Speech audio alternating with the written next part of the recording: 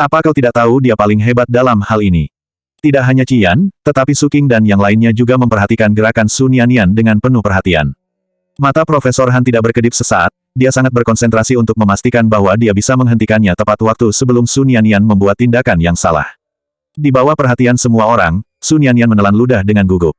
Dia memikirkan apa yang telah diajarkan Qi Gui sebelumnya pada dirinya, dan dengan mantap menggerakkan tangannya yang memegang pisau bedah. Untuk sementara waktu, seluruh ruang operasi sangat sunyi. Saat Sun Yanyan menusukkan pisau bedahnya, Qian memandang Profesor Han, hanya untuk melihat bahwa Profesor Han tidak hanya tidak bersuara, tetapi juga memiliki pancaran penghargaan di matanya. Qian tidak bisa menahan diri untuk menggigit bibirnya. Selama hampir 1 jam, meskipun Sun Yanyan tampak gugup, tangannya masih stabil, tidak ada jejak kesalahan, dan tidak ada sedikit pun kepanikan. Dia tidak meletakkan pisau bedahnya sampai dia berhasil menyelesaikan langkah terakhir, dan pergi ke samping untuk bernapas lega. Profesor Han melakukan pemeriksaan akhir dan memastikan tidak ada kesalahan sebelum menjahit pasien. Ketika pasien dengan aman didorong keluar dari bangsal, dia berjalan ke sisi Sun Yanyan, menepuk bahunya dengan setuju dan memuji, "Bagus sekali, kau sama sekali tidak mempermalukan reputasi gurumu." Sun Yanyan menarik maskernya dan membungkuk hormat kepada Profesor Han, "Terima kasih atas bimbingan Anda selama ini." Sikap sopan ini membuat Profesor Han semakin menyukainya. Setelah itu, Profesor Han memuji Zhang Tao juga dan berjalan keluar tanpa melihat Qian dan Su Qing yang berdiri tidak jauh dari sana. Dalam sekejap, Qian dan Su Qing seperti jatuh ke gudang es. Sun Yanyan juga tidak melihat mereka berdua, melemparkan masker ke tempat sampah di dekat pintu dan langsung pergi. Zhang Tao di sisi lain, berjalan ke arah Qian dan berterima kasih padanya, "Kau pasti tahu bahwa Yanyan memang yang terbaik dalam operasi ini, jadi kau mengusulkannya kepada Profesor Han agar dia dapat menunjukkan dirinya." "Qian, kau sungguh orang yang baik." Kalimat ini, terutama beberapa kata terakhir, seperti pisau yang ditusukkan ke jantung Qian. Wajah Qian benar-benar buruk sekarang. Su Qing berdiri di samping Qian, melihat ke arah Sun Yanyan pergi dengan ekspresi bingung. Baru saja, guru Sun Yanyan yang Profesor Han katakan. Ada nama yang muncul di otaknya. Su Qing tidak berani berpikir lebih jauh lagi. Di malam hari, keduanya kembali ke rumah keluarga Su. Qi Changjing dan Zhao Yuexiu masih berada di rumah Su dan belum pergi. Tidak hanya mereka, tetapi bahkan saudara laki-laki Su Haikang, Su Haiking sekeluarga juga tiba di sana. Seluruh keluarga sangat khawatir dengan penilaian operasi keduanya hari ini, tetapi mengetahui bahwa mereka melakukan penilaian bersama dengan Sun Yanyan, mereka jadi tidak terlalu khawatir. Begitu Qian dan Su Qing kembali, Zhao Yuexiu melangkah maju dan bertanya dengan penuh perhatian, "Bagaimana? Kalian berdua pasti telah melakukan bagian tersulit dari operasi hari ini dan kalian sangat dipuji oleh Profesor Han, kan?" Petik 2. Wajah Qian belum mereda dan ketika dia mendengar pertanyaan Zhao Yuexiu, dia terlihat semakin buruk. Dia menundukkan kepalanya, merasakan tatapan penuh harap dari yang lain di ruang tamu. Dia lalu mengerutkan bibirnya dan berkata dengan lembut, "Tidak. Hari ini, Profesor Han memilih bagian yang terbaik untuk Sun Yanyan. Su Qing dan aku jadi tidak melakukan banyak hal." Mendengar dia mengatakan ini, ekspresi seluruh keluarga sedikit berubah. Zhao Yuexiu berkata dengan lebih cemas, "Ini terlalu tidak adil. Ada apa dengan Sun Yanyan itu? Bagaimana bisa Profesor Han begitu memperhatikannya sampai seperti ini?" Qian menggelengkan kepalanya dan berjalan ke atas dengan wajah buruk, "Aku akan istirahat duluan." Melihatnya seperti ini, tidak mudah bagi orang lain yang ada di sana untuk mengatakan apapun. Mereka hanya bisa mengalihkan pandangan ke arah Su Qing untuk bertanya lebih detail. Su Qing ragu-ragu, dan ketika dia melihat putra pamannya duduk di sofa, dia memilih untuk menyembunyikan fakta bahwa Qian yang sudah mendorong bagian tersulit ke Sun Yanyan dan mengikuti cerita karangan Qian. "Mengundang Anda untuk menjadi perwakilan." Dengan perlakuan khusus yang diberikan oleh Profesor Han kepada Sun Yanyan dan Zhang Tao di depan umum, saat kakek Su menemui dokter sebelumnya, membuat kata-kata Qian dan Su Qing sangat mudah dipercaya. Ketika Su Qing sedang berjalan ke lantai atas, dia mendengar putra pamannya mengatakan sesuatu yang aneh. "Jadi, masyarakat sekarang bergantung pada koneksi, apa gunanya jika hanya menjadi ahli dalam hal itu?" Su Qing berhenti, entah kenapa dia merasa seolah-olah seseorang telah menamparkan wajahnya. Sejujurnya, dia bahkan tidak sehebat itu. Su Haikang melihat bahwa Su Qing sedikit aneh, dan tidak ingin tinggal bersama keluarga Su Haiking lebih lama, jadi dia naik ke atas dan memanggil Su Qing ke ruang kerja. Dia awalnya ingin menghibur Su Qing, tetapi siapa yang menyangka, begitu dia memasuki ruang kerja, Su Qing berkata dengan sungguh-sungguh, "Pak, aku tadi sudah berbohong. Sebenarnya, hari ini." Su Qing secara singkat menceritakan apa yang terjadi di dalam ruang operasi, lalu berkata dengan susah payah, "Sun Yanyan. Meskipun teorinya tidak dapat dibandingkan denganku sekarang, untuk praktek operasi, dia memang lebih baik dariku." Meskipun sulit baginya untuk mengakui bahwa adik perempuan, yang selalu dia pandang rendah tiba-tiba melampaui dia, kebenaran tetaplah kebenaran dan Su Qing tidak ingin membohongi dirinya sendiri. Dan yang lebih penting, Su Qing melihat ekspresi bijaksana Su Haikang, dia mengerutkan bibirnya, dan berkata, "Pak, guru yang dibicarakan Profesor Han hari ini. Aku pikir sangat mungkin kalau itu Qi Gui." Su Haikang segera menggelengkan kepalanya, sama sekali tidak mungkin. Jika itu benar-benar Qi Gui, lalu keputusan bodoh apa yang dibuat oleh keluarga Su, dan berapa banyak keuntungan yang telah dihilangkan. Su Haikang bahkan tidak berani memikirkannya. Dia berdiri dan menepuk bahu Su Qing, "Kau dan Qi Yan teruslah bekerja dengan keras. Selama kalian bisa masuk ke kelompok ahli, tidak masalah apapun identitas Qi Gui itu. Bagaimanapun, sarjana kedokteran yang dapat memasuki kelompok ahli tingkat tinggi dari Akademi Ilmu Pengetahuan Nasional bahkan dapat dikatakan telah mengimbangi 4 keluarga besar. Bahkan jika Qi Gui benar-benar profesor yang sangat dihormati di rumah sakit kota Beijing, dia bukan apa-apa di depan para ahli medis dari kelompok ahli." Sejauh ini, batasan yang dapat dipikirkan oleh Su Haikang hanyalah bahwa Qi Gui dan Profesor Han, keduanya adalah profesor penting di rumah sakit kota Beijing. Su Qing mengangguk, "Aku mengerti." Keesokan harinya, Qi Gui tidak bisa menolak undangan hangat dari kakek Fu tadi malam dan berjanji akan pergi ke rumah keluarga Fu untuk makan siang hari ini. Pukul 11.30 siang, Qin Sheng mengendarai mobilnya untuk menjemput Qi Gui. Fu Xi duduk di kursi belakang, dan ketika Qi Gui masuk ke mobil, Fu Xi sedang memegang laptop dan mengetik sesuatu dengan sangat cepat. Mendengar suara pintu mobil, dia mengalihkan pandangannya untuk melihat, menutup laptopnya dan meletakkannya di samping, dengan senyum di bibir tipisnya. "Selamat siang, Profesor Qi." Qi Gui membalas sapaannya, "Selamat siang." Setelah dia duduk, Qin Sheng menyalakan mobil. Suasana di dalam mobil tenang sepanjang perjalanan. Ketika mobil sudah setengah jalan, ponsel Qi Gui berdering. Dia mengeluarkan ponselnya, melirik nomor ponsel multinasional yang dimulai dengan angka 000, lalu mengangkat alisnya, dan mengambilnya. Orang di seberang sambungan telepon berbicara bahasa negara Ye dan berkata dengan hormat dan sopan, "Halo, apa benar ini Qi Gui dari China? Apakah ini benar Profesor Qi? Kami adalah panitia penyelenggara penghargaan Beitingale. Upacara penghargaan Beitingale tahun ini, Anda diundang secara khusus untuk menjadi perwakilan. Apa Anda ada waktu luang?" Suara ponsel Qi Gui normal, tetapi Qin Sheng dan Fu Xi keduanya memiliki telinga yang luar biasa, sehingga mereka dapat mendengar isi percakapan itu secara samar. Qin Sheng tidak bisa menahan diri untuk tidak terkejut. Penghargaan Beitingale adalah penghargaan yang terus berlanjut sejak didirikan pada tahun 1960. Ini adalah penghargaan kehormatan tertinggi dalam komunitas medis internasional. Penghargaan ini hanya diberikan setiap 3 tahun sekali, dan maksimal 20 medali diberikan setiap sesinya. Penghargaan ini diberikan kepada komunitas sarjana medis yang telah memberikan kontribusi luar biasa atau signifikan. 5 juta itu lebih penting. Qi Gui pernah mendapatkannya sekali, saat 3 tahun yang lalu. Namun pada saat itu, jaringan internet tidak berkembang seperti sekarang dan dengan perlindungan negara, tidak ada yang mengetahui tentang penghargaan itu. Kali ini, panitia penyelenggara penghargaan Beitingale secara pribadi menelepon dan mengundang Qi Gui sebagai tamu. Hal itu cukup untuk membuktikan bobotnya di komunitas medis internasional. Saat mengemudi, Qin Sheng merenung dalam hatinya, Profesor Qi pasti tidak menolak kehormatan seperti itu. Aku harus menemukan cara untuk menjadwal ulang semua rencana perjalanan Tuan Fu, lalu memajukan rencana perjalanan ke luar negeri. Begitu dia berpikir begitu, Qin Sheng mendengar Qi Gui berkata dengan sopan, "Terima kasih atas undangan Anda, tapi saya sangat menyesal, saya lumayan sibuk di sini. Sepertinya saya tidak memiliki waktu untuk hadir." Qin Sheng tercengang. Kebetulan saat itu lampu merah, jadi dia menghentikan mobil dan melirik Qi Gui di kaca spion. Penghargaan seperti ini pun Qi Gui tidak mau. Apa ada yang lebih penting dari ini? Fu Xi juga mengangkat mata Phoenix-nya dan melirik Qi Gui, tetapi dia jauh lebih tenang. Waktu untuk upacara penghargaan dan balapan mobil, Challenge Cup bertabrakan, iya. Qi Gui tidak terkejut bahwa Fu Xi bisa mendengar pembicaraannya dan menutup telepon dengan tenang. Yah, 5 juta dolar untuk pemenang itu jauh lebih penting. Bagaimanapun, upacara penghargaan hanyalah sebuah formalitas, tidak ada yang substantif. 5 juta dolar itu berbeda. Fu Xi mengangguk mengerti, iya juga. Dua dewa besar sangat tenang di belakang, Qin Sheng yang menyetir di depan hampir memuntahkan seteguk darah. Qin Sheng baru saja melakukan perjalanan bisnis untuk beberapa saat, kenapa dia sudah tidak mengerti apa yang dikatakan kedua bos ini ketika dia kembali. Itu adalah penghargaan Beitingale, merupakan suatu kehormatan besar untuk diundang secara pribadi, oleh panitia penyelenggara penghargaan untuk menjadi tamu kehormatannya. Bagaimana bisa itu sebanding dengan uang 5 juta? Dalam hal ini, Qin Sheng hanya berani mengeluh di dalam hatinya. Di permukaan, dia masih mengendarai mobil dengan tenang dan tidak merusak gelar pengawal eksklusif Fu Xi. Pada saat yang sama, rumah keluarga Fu. Nenek Fu dan kakek Fu sedang duduk di sofa, tersenyum kepada seorang pria dan wanita paruh baya yang duduk di seberangnya.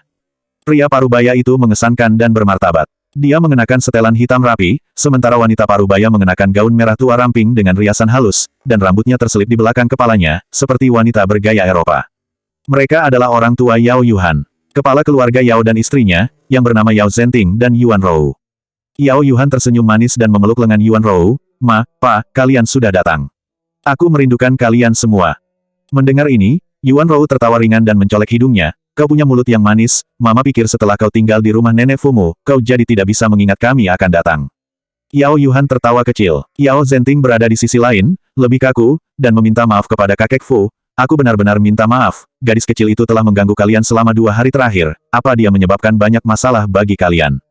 Tidak, Yuhan sangat imut dan baik, aku suka ketika melihatnya. Kata nenek Fu sambil tersenyum. Keduanya memiliki percakapan yang menyenangkan.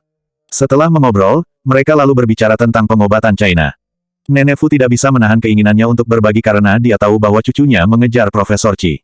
Begitu nenek Fu mendengar Yao Zhenting menyebutkan obat, dia langsung memuji Qi Gui. Dulu Yao Zhenting dan Yuan Rou akan kagum setiap kali mereka mendengar nama Qi Gui, tetapi pada saat ini, ekspresi mereka acuh tidak acuh dan tidak terlalu tertarik. Setelah Yao Zhenting mendengarkan nenek Fu, dia tersenyum dan berkata, kau belum tahu, ya. Profesor Xi Liyun dari China memenangkan penghargaan Beitingale. Tapi Profesor Qi bahkan tidak dinominasikan untuk penghargaan ini. Selamanya tidak bisa menggantikan posisi dunia medis. Yuan Rou juga tersenyum dan berkata, aku mendengar bahwa ketika Profesor Xi Liyun kembali setelah menerima penghargaan nanti, dia akan langsung dipromosikan menjadi seorang akademisi. Dia juga dokter pertama di China yang mendapatkan gelar akademisi pada usia 23 tahun, kan? Mendengar apa yang mereka berdua katakan, ekspresi kakek Fu sedikit pucat dan dia tidak berbicara. Xi Liyun dan Qi Gui memiliki usia yang hampir sama, dan mereka juga termasuk dalam kelompok ahli. Mereka selalu dibandingkan secara pribadi. Dalam beberapa tahun terakhir, Qi Gui telah menjadi semakin rendah, dan tangannya terluka, tetapi Xi Liyun telah berkembang lebih baik dan lebih baik. Dia tidak hanya mendapatkan kualifikasi dari Federasi Medis Internasional di paruh pertama tahun ini, dia bahkan mendapatkan penghargaan Beitingale juga. Sekarang banyak keluarga bangsawan yang semakin tidak optimis tentang Qi Gui, dan malah pergi untuk memiliki hubungan yang baik dengan Xi Liyun. Dalam hal ini, kakek Fu mengetahuinya dengan sangat jelas. Tapi dia lebih tahu apa arti Qi Gui bagi China dan komunitas medis China. Itu bukan gelar atau penghargaan yang bisa diukur. Nenek Fu tidak peduli dan tidak mengerti ini, dia tercengang ketika mendengar kata-kata itu, dan kemudian tanpa sadar membela Qi Gui ini cepat atau lambat akan mendapatkannya. Dia anak yang baik, tidak lebih buruk dari siapapun. Mendengar apa yang nenek Fu katakan, Yao Zhenting dan Yuan Rou sama-sama menjelaskan topik pembicaraan mereka sambil tersenyum. Nenek Fu tidak mengerti, tapi mereka sengaja mengingatkannya.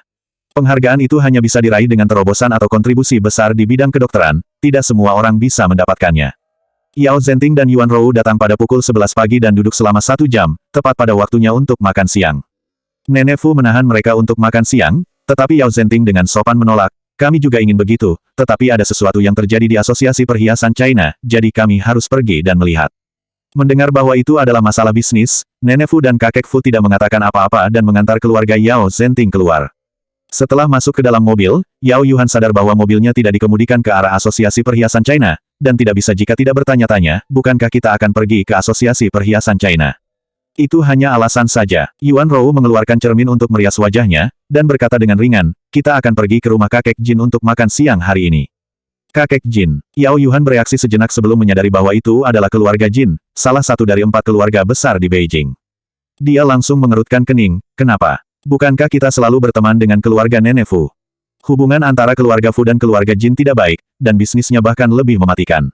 Dulu, keluarga Yao mendekat ke keluarga Fu, tidak pernah ke keluarga Jin. Hari ini, orang tuanya bahkan sengaja menolak ajakan makan siang keluarga Fu untuk menghadiri makan siang keluarga Jin.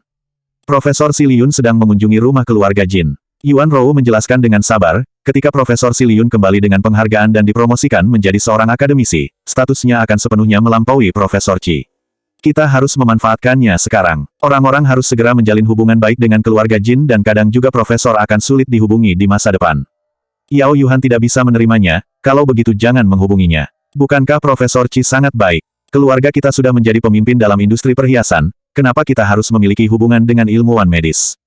Hanner ingat, tidak peduli seberapa berkembangnya industri perhiasan kita di China dan bahkan di dunia, kita tidak akan pernah bisa menandingi status di bidang medis. Yao Zhenting mengajarkan Yao Yuhan dengan suara yang dalam, jika kita bisa bergaul dengan seseorang di bidang medis. Dengan hubungan yang baik, kemanapun keluarga kita ingin berkembang di masa depan, itu akan sangat mudah dan lancar. Bagaimanapun, tidak peduli seberapa berkembangnya perhiasan, itu hanyalah hiburan mewah, sementara obat-obatan terkait dengan kehidupan dan kesehatan.